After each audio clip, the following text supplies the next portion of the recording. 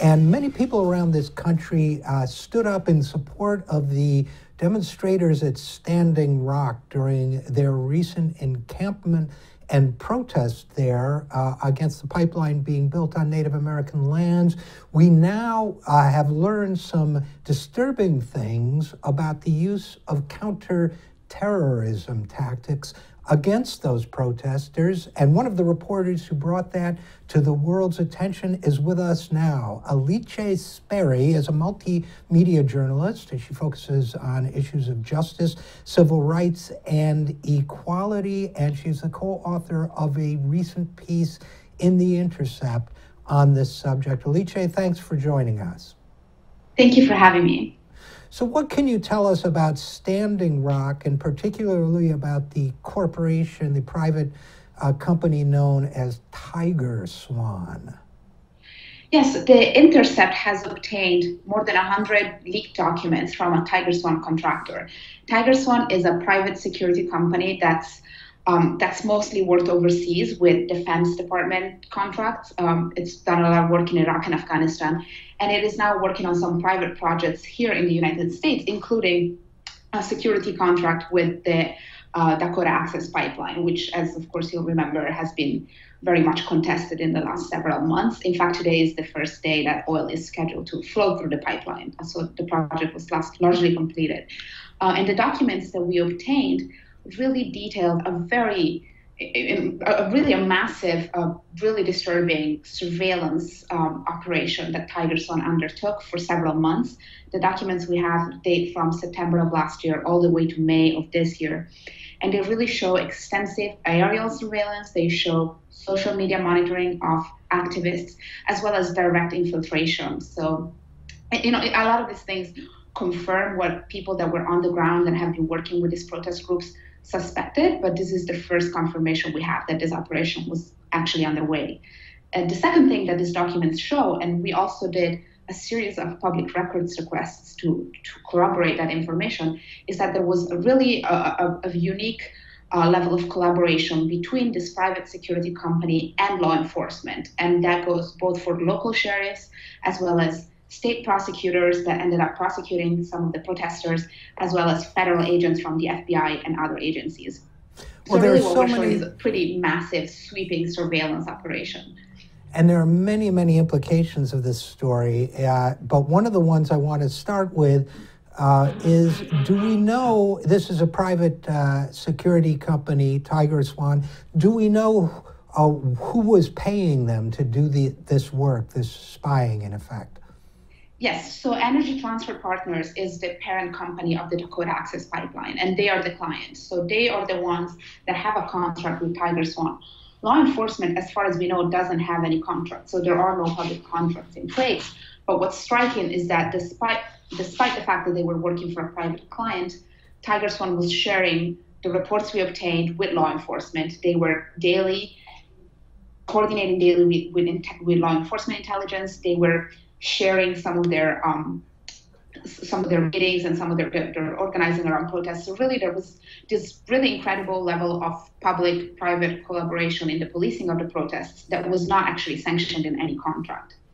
You know, what it brings to mind, RJ Speri, is I do some work with the Center for Media and Democracy, and that group a while back had uncovered signs of a collaboration between federal and local law enforcement and JP Morgan Chase, for example, in protecting bank executives from being exposed to Occupy protesters and spying on the Occupy movement. It seems to me that the disturbing implication here is that a private corporation, number one, hired a company to spy on lawful protesters, and number two, that they were then able to get law enforcement agencies to collaborate with what in fact was their private security force, their private contracted security force, and that actually led to prosecutions. Am I interpreting this correctly?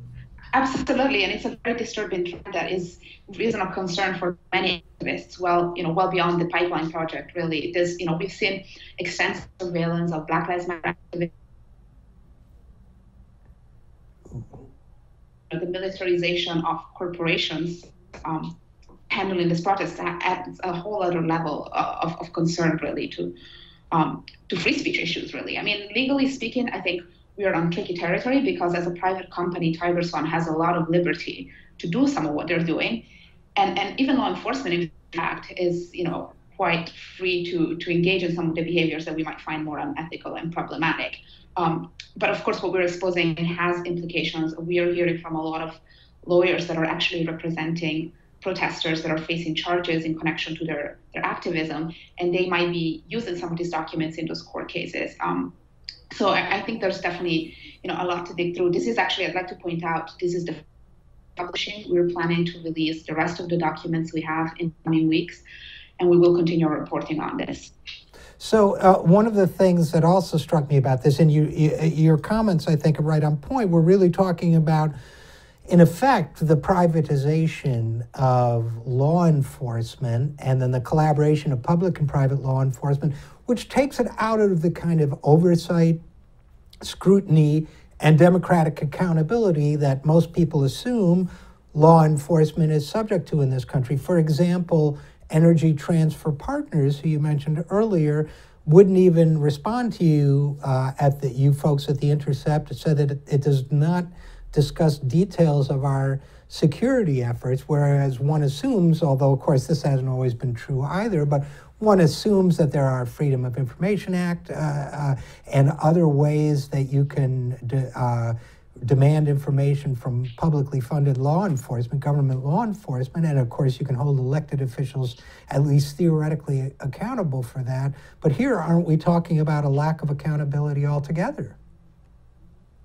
Absolutely, you're right on point with this. In fact, part of our documents were obtained through public records requests, and those were only documents that were turned over by law enforcement agencies as they're required to do by law.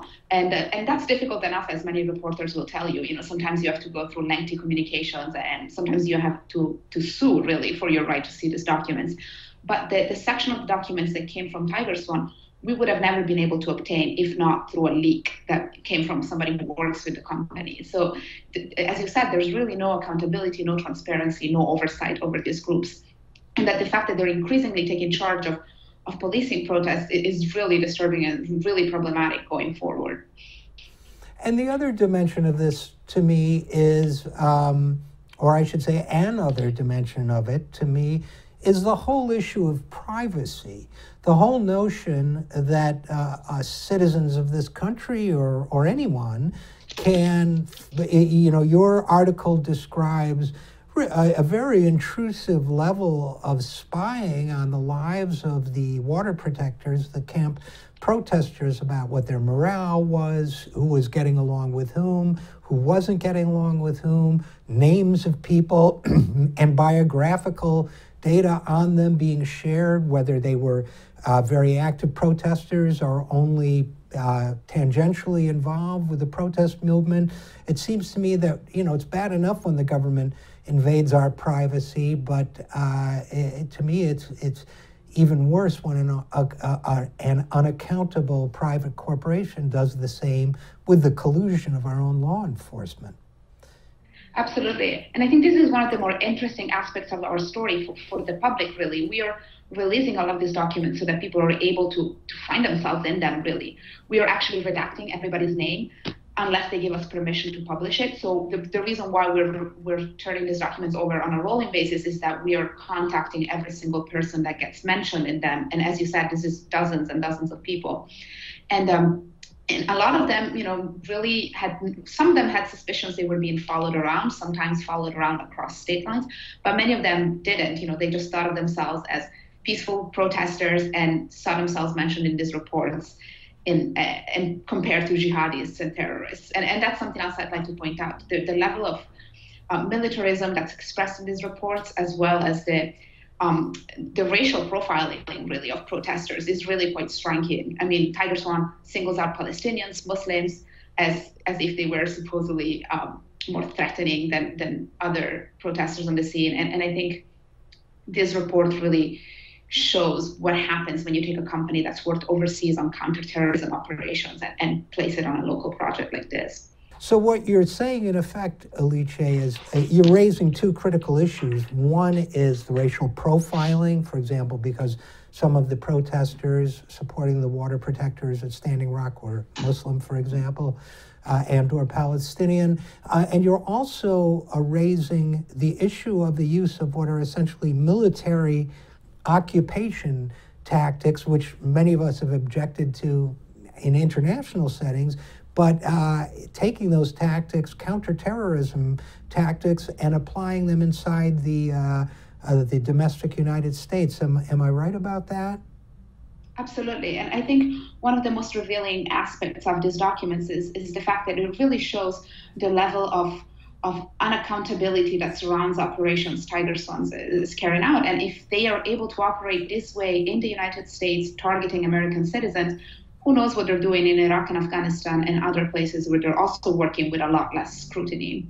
I think what this report shows is telling, is a sign of a shift towards more militarized, privatized policing across the board.